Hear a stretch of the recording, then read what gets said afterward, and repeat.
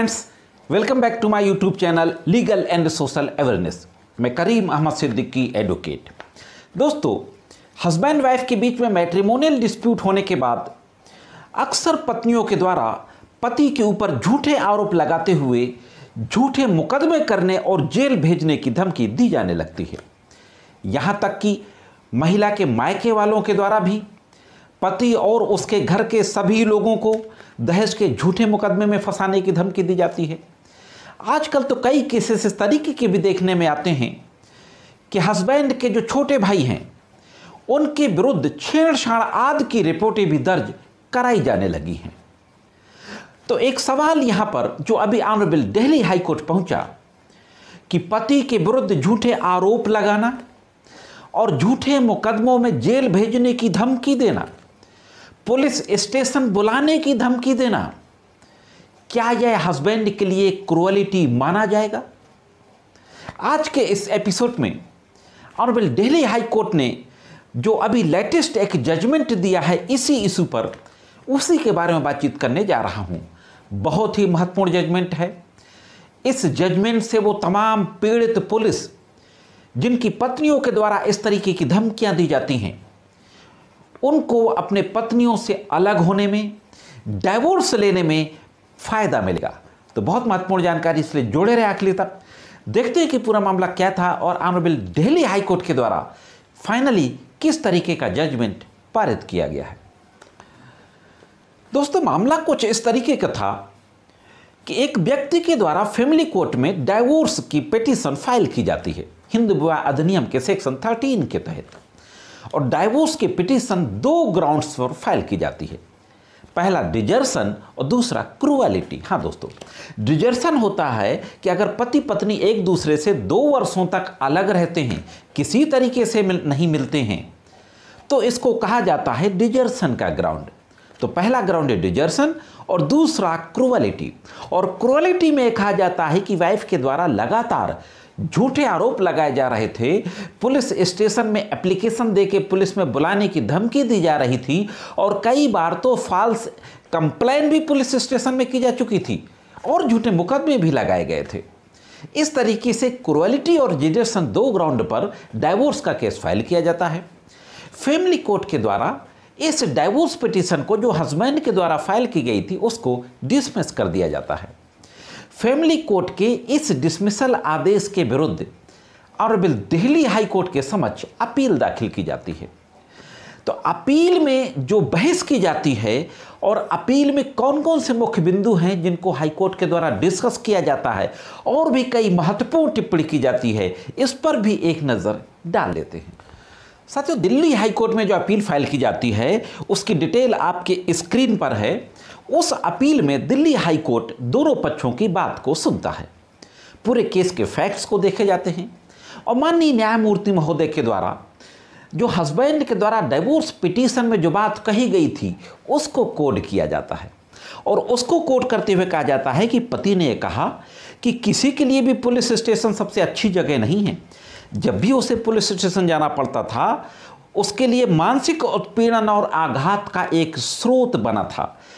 हमेशा उसको डर लगा रहता था कि जैसे कि उसके ऊपर एक तलवार लटक रही है, पता नहीं कब केस दर्ज कर लिया जाए और उसे गिरफ्तार कर लिया जाए। इस तरीके से दिल्ली हाई कोर्ट के न्यायमूर्ति महोदय के द्वारा पति के इस वर्जन को कोट करते हुए कहा जाता है कि पति इस बात से लगातार टॉर्चर होता रहता था। और दोस्तों, और भी महत्वपूर्ण बात कही जाती है कि किसी भी महिला के द्वारा अपने पति और ससुराल वालों को लगातार पुलिस स्टेशन बुलाए जाने की धमकी देना, यह मानसिक संतुलन को भंग करता है और यह निश्चित रूप से क्रूअलिटी है।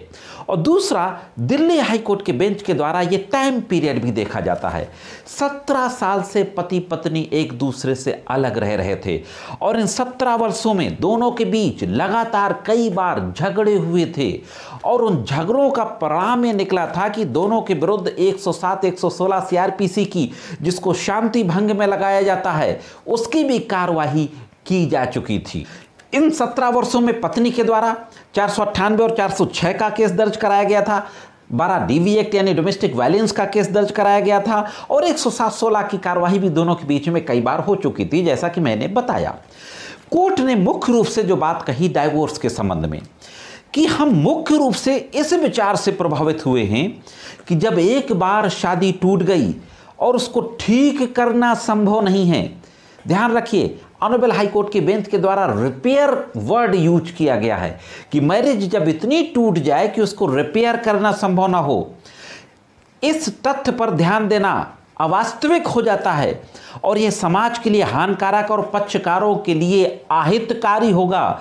जहां लंबे समय तक लगातार एक दूसरे से अलग रहते हैं, वहां यह अनुमान लगाया जा सकता है कि वैवाहिक बंधन को अब ठीक नहीं किया जा सकता और ऐसे विवाह काल्पनिक बन जाते हैं। कानूनी रूप से बंधे होने के बावजूद भी पवित्रता नहीं रहती ऐसे रिश्तों में, और इतना लंबा अलगाव और झूठे आरोप, पुलिस रिपोर्ट और आपराधिक मुकदमा मानसिक क्रूरता का स्रोत बन गया है और इस रिश्ते को जारी रखने की कोई भी जिद केवल दोनों पक्षों पर अधिक क्रूरता का कारण बनेगी। महत्वपूर्ण बात ऑनरेबल हाई कोर्ट के द्वारा कही जाती है कि अगर हम इस रिश्ते को जारी रखते हैं तो ये दोनों पक्षों के लिए क्रूरलिटी का कारण बनेगी। और दोस्तों, ऑनरेबल दिल्ली हाई कोर्ट के द्वारा दो महत्वपूर्ण सुप्रीम कोर्ट के फैसलों का जिक्र किया जाता है। पहला फैसला भगत वर्सेज डी भगत, ये क्रूरलिटी के संबंध में, जिसमें सुप्रीम कोर्ट ने क्रूरलिटी को डिफाइन किया गया था। 1994 का केस है, डिटेल आपके स्क्रीन पर है। और दूसरा केस नवीन कोहली वर्सेज नीलू कोहली, ये 2006 का केस है। एक लंबे समय तक सेपरेशन की स्टेज में अगर हस्बैंड वाइफ रहते हैं तो उस स्थिति में यह केस था। इन दोनों केसों का जिक्र करते हुए फाइनली फैमिली कोर्ट ने हस्बैंड के जिस डाइवोर्स के मुकदमे को डिसमिस कर दिया था, फैमिली कोर्ट के उस आदेश को दिल्ली हाई कोर्ट के बेंच के द्वारा खारिज कर दिया जाता है और डाइवोर्स का आदेश पारित कर दिया जाता है। हाई कोर्ट के द्वारा ही डाइवोर्स कर दिया जाता है, विवाह को विच्छेद कर दिया जाता है। तो दोस्तों, यह थी एक महत्वपूर्ण जानकारी। इन दोनों ग्राउंड्स पर डिजर्सन भी माना जाता है क्योंकि 17 साल से दोनों अलग रह रहे थे, और क्रूरलिटी भी माना जाता है। दोस्तों, यह जानकारी कैसे लगी कमेंट्स करके जरूर बताएं। अगर जानकारी अच्छी लगी तो वीडियो को लाइक और शेयर अवश्य कर दें। अगर आप चैनल में नए हो, वीडियो को पहली बार देख रहे हो, तो चैनल को सब्सक्राइब करके बेल बटन को हिट करके ऑल पे सेट कर दें, जिससे कि इन फ्यूचर जो वीडियोज अपलोड होते हैं उनका नोटिफिकेशन सबसे पहले आप तक पहुँच सके। आज की इस वीडियो में सिर्फ इतना ही। मिलते हैं किसी अन्य वीडियो में कानून की कुछ अन्य जानकारियों के साथ। तब तक कानून की महत्वपूर्ण जानकारियों के लिए देखते रहें लीगल एंड सोशल अवेयरनेस।